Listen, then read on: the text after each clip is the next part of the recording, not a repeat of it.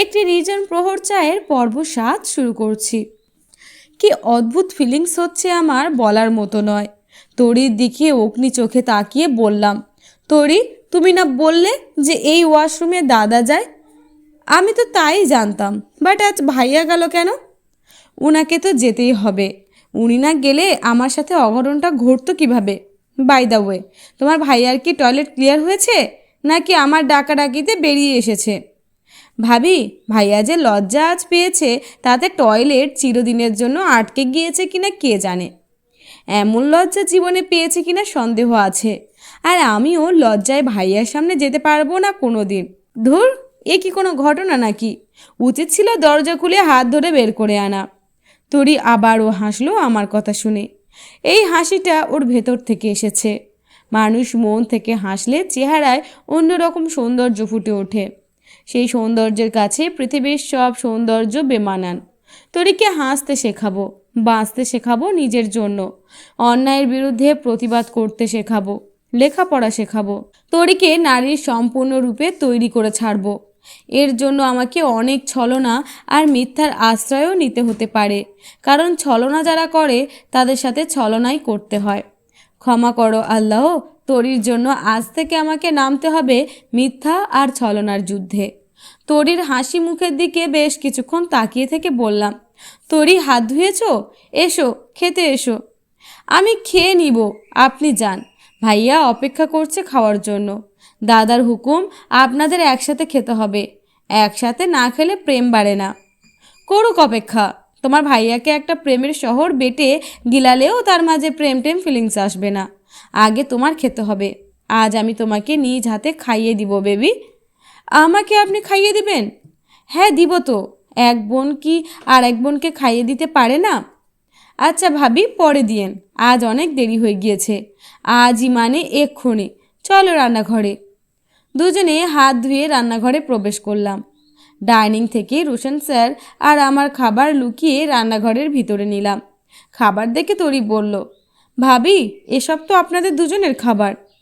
চুপ তুমি, এসব খাবে আর রোশন স্যারের জন্য তোমার জন্য রাখা খাবার নিয়ে যাব। খাবার নিয়ে গিয়ে বলবো ওনার মা আমাদের জন্য এসব খাবার রেখেছে।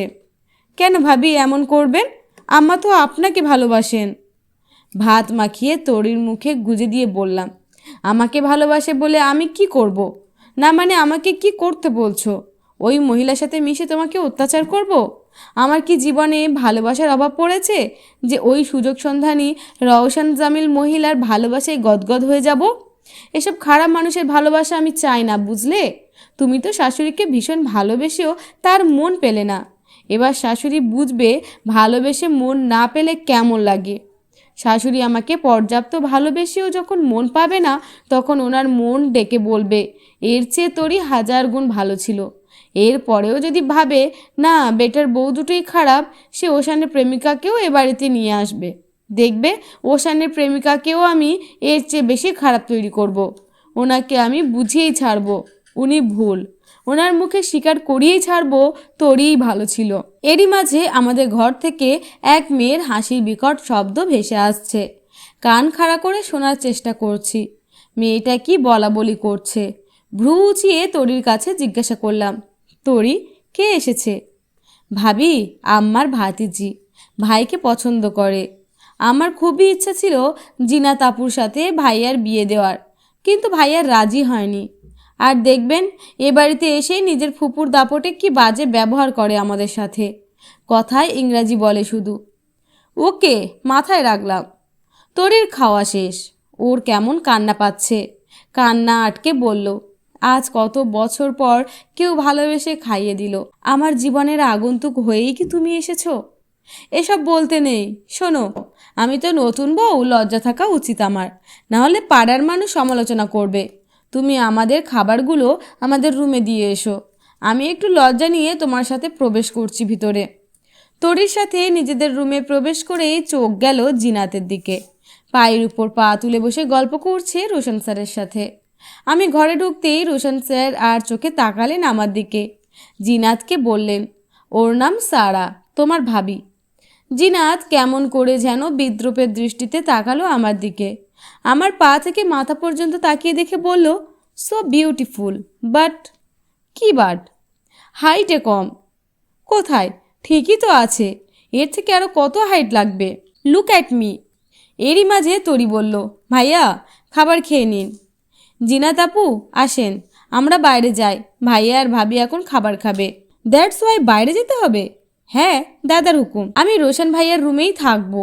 এই যে নতুন ভাবি, আমাকে দেখে জেলাস ফিল করো না, আমি তোমার বরকে কেড়ে নিব না।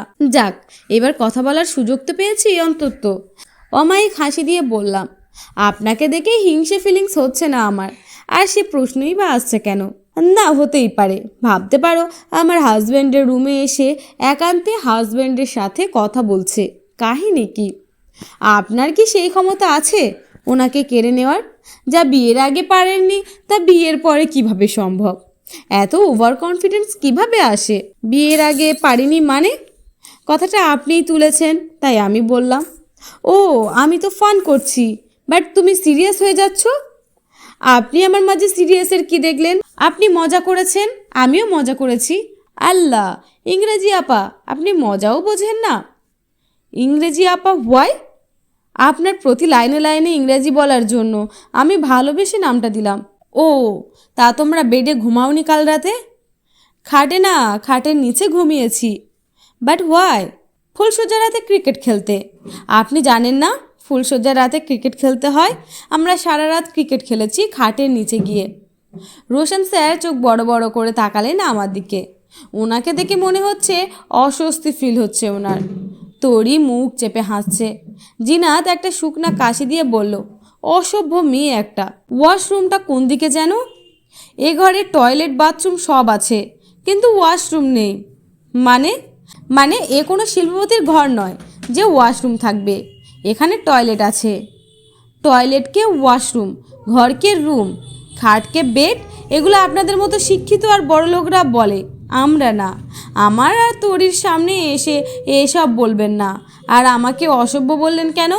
অন্যের ব্যক্তিগত ওয়াশরুম কেন ইউজ করবেন শুনি? সভ্যতা নেই না? দেখলেন রোশন ভাইয়া আমাকে কিভাবে বললো অকারণে? আচ্ছা তোমরা বাইরে যাও, আমি দেখছি। তরি আর জিনাত বাইরে চলে গেল। রোশন স্যার আমার দিকে তাকিয়ে বললেন, জিনাত তো খারাপ কিছু বলেনি, এরকম ইংলিশ তো টুকটাক তুমিও বলো। আর পা বাড়িয়ে ধরে ঝগড়া করলে কেন? কেন, আপনার খুব লেগেছে তাই না? কেন আমার লাগবে কেন? আপনার পুরানো প্রেমিকা বলে কথা, এটাও জেনে গিয়েছো? কি সত্যিই আপনার প্রেমিকা? না, ও আমাকে লাইক করে আর কি। ঠিক এ কারণেই ঝগড়াটা করলাম। যদি চুল ধরে টানতে পারতাম আরও শান্তি পেতাম। কি? এই মেয়ে, তুমি এত সাংঘাতিক কেন? আর তোমার প্রবলেমই বা কি? তুমি তো আর আমাকে ভালোবাসো না, অন্য কাউকে বাসলে প্রবলেম কি? আমার কথা হলো আমি প্রেম করব না, কিন্তু অন্য কারোর সাথে করতেও দিব না। এর আগে যারা আমার পিছে ঘুরেছে নাও বলিনি, হ্যাঁও বলিনি, বিকজ অন্য কারোর সাথে প্রেম করুক সেটা আমি হতে দিইনি। আপনার ব্যাপারটাও সেম, আমি কাছে আসবো না, অন্য কাউকে আপনার পাশে ঘেঁচতেও দিব না। তো বন্ধুরা, পরবর্তী পার্ট দেখার জন্য আমাদের চ্যানেলটিকে সাবস্ক্রাইব করে রাখুন।